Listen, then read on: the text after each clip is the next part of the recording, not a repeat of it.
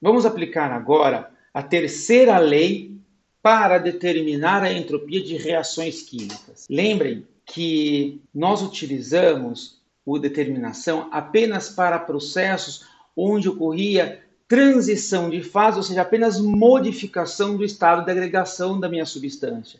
Ou seja, ela mantinha a sua identidade. Nas reações químicas, nós temos sempre a formação de novas ligações e quebras de ligações, formando novos compostos distintos do início do processo. De maneira que nós podemos tratar as reações químicas como o estado inicial, os seus reagentes, e estado final, os seus produtos, sempre partindo do princípio que a entropia é uma função de estado e, como tal, podemos aplicar também para reações químicas. Fizemos algo, nos utilizamos da mesma estratégia quando tratamos da entalpia, me utilizando da propriedade da entropia como uma função de estado, o qual apenas o estado que caracteriza o meu estado inicial e meu estado final, os reagentes e produtos, eu posso dividir em múltiplas etapas todo o meu processo. E é justamente dessa estratégia que nós vamos nos valer para determinar a entropia de reações químicas, conjuntamente nos utilizando da terceira lei. E ali nós vamos perceber por que ela é tão importante. Sigamos o fio aqui. Vamos dividir então essa nossa reação química genérica de um composto A reagindo estequiometricamente com 2B, produzindo C e 2B. Nós poderíamos representar essas três etapas num diagrama, de maneira que possa facilitar a compreensão dessa divisão, né, em três etapas. Esse diagrama constitui na variação de entropia em função da quantidade de reação. Tá? No início nós temos os nossos reagentes a uma certa temperatura e pressão e procedemos à diminuição da temperatura. Eles são resfriados até 0 Kelvin, temperatura mais baixa possível. Em 0 Kelvin, esses reagentes são levados a produtos, consistindo na etapa 2, que, por sua vez, é então aquecidos até a temperatura do nosso estado inicial, contudo, constituindo de outros componentes agora. Podemos, então, fazer a determinação numérica deste processo onde ocorre uma reação química. De que maneira? Nós sabemos que a entropia ela é uma função de estado e, nesse caso, nós dividimos em três etapas, de forma que a entropia total do processo ela será determinada pela soma das entropias de cada uma das etapas. A terceira lei nos dá uma vantagem imensa na determinação da entropia de reações químicas. Por quê?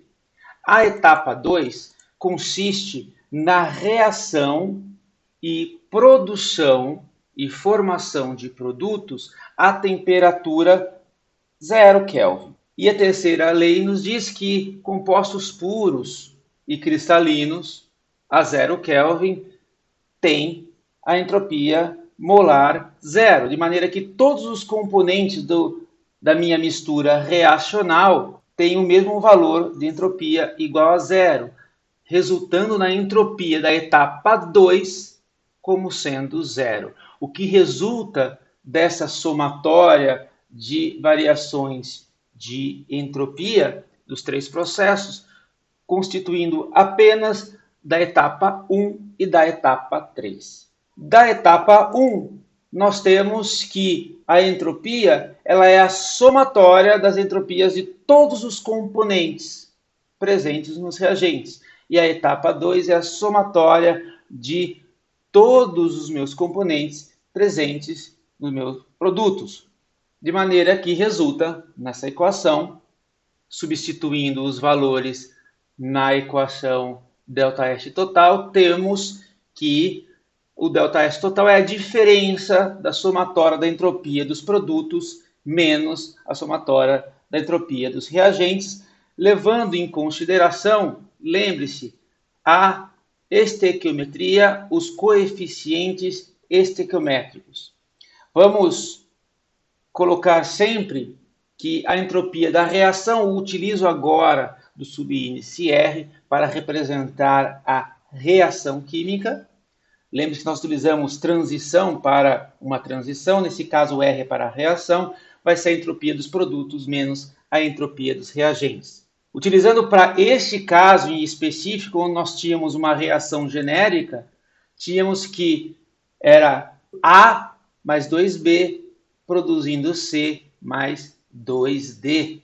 Ficaria então escrito que a variação de entropia da reação se daria pela somatória da entropia dos componentes dos produtos menos a somatória da entropia dos reagentes, levando em consideração os coeficientes estequiométricos. Para a entropia padrão, significa nós utilizarmos a pressão padrão do estado padrão de 1 bar, a entropia seria idêntica à escrito anteriormente, adicionando o símbolo padrão, considerando a pressão de 1 bar.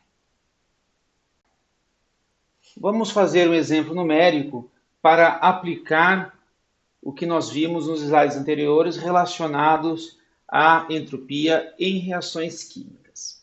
Nesse caso, vamos determinar a entropia padrão de conversão de amônio em gás nitrogênio. A reação é descrita como o seguinte: amônia reagindo com gás oxigênio, produzindo gás nitrogênio mais água no seu estado líquido. Preste atenção nos estados de agregação da matéria. Isso é muitíssimo importante, já que nós vimos que as entropias molares padrão, elas se diferenciam segundo o seu estado de agregação. E nesse caso, para fazer determinação da entropia para essa reação, nós precisamos dos valores tabelados de cada um dos componentes dessa mistura reacional que compõe amônia, oxigênio, nitrogênio e água. Consultando apêndices de livros de físico-química e termodinâmica, é bastante fácil encontrar os valores tabelados. Mais uma vez, eu reitero, preste atenção nos estados de agregação de cada um dos compostos presentes nessas tabelas. Fazendo isso, basta nós partirmos do princípio que a entropia ela é uma função do estado e dependemos apenas da entropia que caracteriza os nossos produtos como sendo nosso estado final e a entropia que caracteriza os nossos reagentes, que caracteriza o nosso estado inicial.